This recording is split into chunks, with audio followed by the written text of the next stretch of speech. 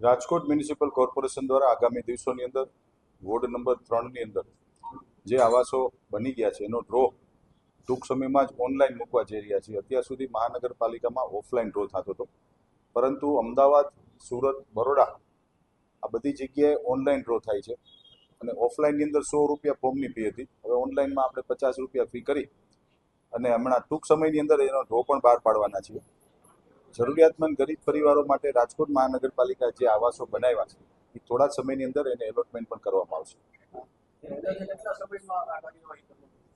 બસ 15 દિવસની અંદર એનો ડ્રો ઓપન થશે. ઓનલાઈન કરીએ છીએ, ઓફલાઈનમાં નથી જતા, પરંતુ અમદાવાદ મેં જેમ કીધું અમદાવાદ, સુરત, બરોડાની અંદર ઓનલાઈન ફોર્મનું સબમિશન થતું હોય છે. 50 રૂપિયાની ફોર્મની ફીસ છે, એ ભરી અને કોઈ પણ લાભાર્થી લાભ લઈ શકે છે.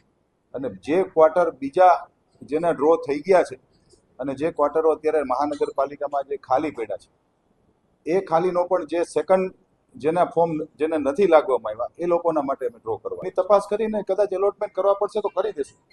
થઈ જશે, એ પણ થઈ જશે. લાઇટ કનેક્શન, સોલાર ફીડ કરાવી છે, સોલાર તો ખર્ચો માથે પ્રકાર ઉત્પાદન માટે તૈયારી હોય પણ વીજ કનેક્શન જ ન હોય તો ઉત્પાદન એને કોર્પોરેશન નુકસાન અધિકારીની બેદરકારી છે. આ છુપાવી લેવામાં આવ્યું છે પદાધિકારીથી કે ના, એવું તો 2 વર્ષથી ત્યાં કોર્પોરેશનના ચોકીદાર તરીકે ત્યાં બેદરકારી એટલા માટે હું નથી માનતો. બેદરકારી જો હોય તો એ જ્યારે બાંધકામ શરૂ થતું હોય ત્યારે બેદરકારી હંમેશા સાબિત થતી હોય. પણ આવડી મોટી તમે આપ કહો છો 128 ક્વાર્ટરો બની ગયા છે અને 2 વર્ષથી પેન્ડિંગ છે, તેમાં બેદરકારી ન હોય, પણ શું છે એ હકીકત હું જાણી અને હું આપને કહી શકું છું. એટલે જ હું કહું છું કે મારા ધ્યાનમાં આપના દ્વારા વિષય મૂકવામાં આવ્યો છે, સારી બાબત છે.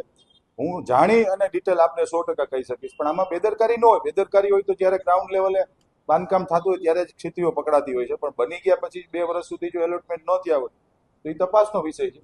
હું ચોક્કસથી તપાસ કરાવીને આપ બધાને જાણ કરીશ. ઓહ, અરે તો હું પાડી દઈશ. આજે ને આજે હું તપાસ કરીને અધિકારીને મોકલીશ અને જો એવું કાંઈ પણ હશે તો અમે રાજકોટ મહાનગરપાલિકા પોલીસ ફરિયાદ પણ કરશે.